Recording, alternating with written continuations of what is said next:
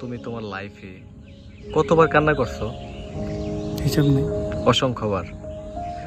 আচ্ছা, আমি তোমাকে অনেকগুলা ক্লু দিতেছি, দেখি মিলে কিনা।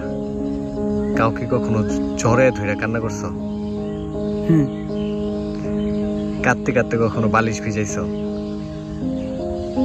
হুম। ভিজাও নাই? গান শুনতে শুনতে কখনো কান্না করছো? না।